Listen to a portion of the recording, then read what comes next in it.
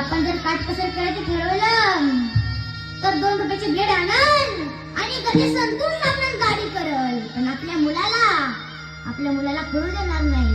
पटकन खिशातल्या 100 रुपयाची नोट काढल, म्हणाल जा सलूनला जा, मस्तपैकी गाडी करून ये, असा म्हणणारा आपला बापच आहे महाराज. आजपर्यंत कीर्तन प्रवचन आई करती, सगळं आई करती, बापावरती का नाही? बाप 0 आहे का? मी म्हणते तुम्ही जेवढं आईवर प्रेम करता ना तेवढं काकूंवर जास्त बापावर करा. तुकाराम महाराजांनी 4500 अभंगापैकी एकच अभंग बापाचं तोंड भरून गोडवं गायले. बाप करी जोडी लेकराची एवढी, आपले करवंडी करू नये. महाराज, आपल्या जेव्हा लहान संकट येतं ना तेव्हा आपल्याला आई आठवते. मोलमजुरी करून आणणारा बाप आमच्या ध्यानातच राहत नाही.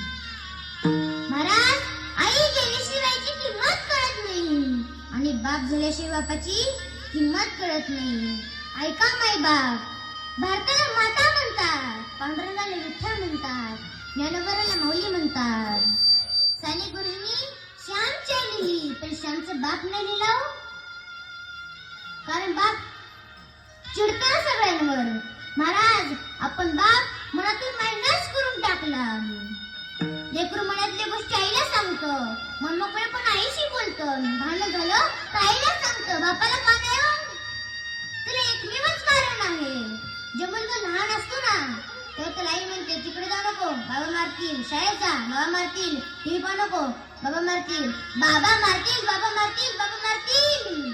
त्या कानात आदळतं, त्याला वाटतं हा बाबा नुसता मारायला जन्माला आलाय काय. म्हणून लेकरू बापापासून हळूहळू लांब होत. महाराज, आपण निबंध लिहायचा म्हणलो तर आपण आईवरती लिहितो, बापावरती लिहितो का? शपथ घ्यायची म्हणजे तर आपण आईची शपथ घेतो. महाराज, बाप शपथ घ्यायच्या लायकीत सुद्धा नाही का? बाळा, तुला टिफिनला कोणती भाजी बनव, तुला काय आवडतं, तुला काय पाहिजे? ही भाजी नाही आवडली तर दुसरी भाजी करून देणारी आई आठवते. जे की तिची चिंता करते ना ती आई असते आणि जो आयुष्यभराची तरतूद करून ठेवतो तो आपला बाप असतो. महाराज, रामा वनवासाला जाऊ नको म्हणारी कौशल्य माता आठवते, पण राम राम करत जीव सोडणारा दशरथ बाप आमच्या ध्यानातच राहत नाही. माझ्या कुरळ्या केसाच्या बाळाला वाचव म्हणारी देवकी दिसते, पण कृष्णाला वाचवण्याकरता एवढ्याचे पाने स्वतःचा जीव धोक्यात घालून कृष्णाला सुरक्षित आणणारा बाप वसुदेव आमच्या ध्यानातच राहत नाही. शिवरायांना जिजाऊने घडवलं, सत्य, पण स्वराज्य बळकट करण्यासाठी शहाजी महाराजांच्या हातापाय भिड्या पडल्या होत्या. हे किती जणांच्या ध्यानात आहे. महाराज, मला माहिती आहे शिवरायांना जिजाऊने घडवलं, पण शहाजी महाराजांचं कर्तृत्व नाकारून चालणार नाही.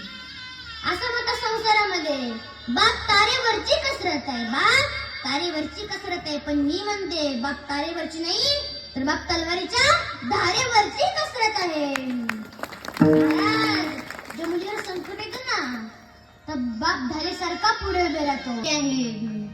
पुरा मंदी माया त्याच्या काळ्या मी भवानी, दाखविना कधी पुन्हा डोळ्यातल पाणी. झिजू झिजू संसाराचा गाडा हाकला, भटामध्ये हासू जरी कणा वाकला.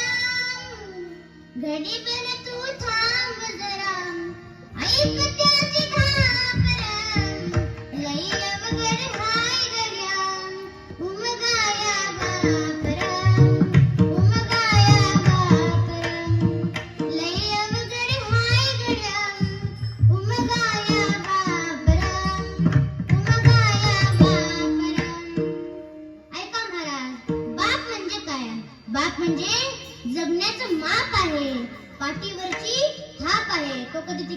तो कधी रागवला तरी त्याची माया अमाप आहे, तो म्हणजे बाप आहे. महाराज, बाप म्हणजे शिस्तबद्ध धाप आहे. तो कधी तिखट वागला तर आयुष्यभराची गोडी आहे. महाराज, बाप म्हणजे शिस्तबद्ध धाक आहे, जगणं आपोआप आहे.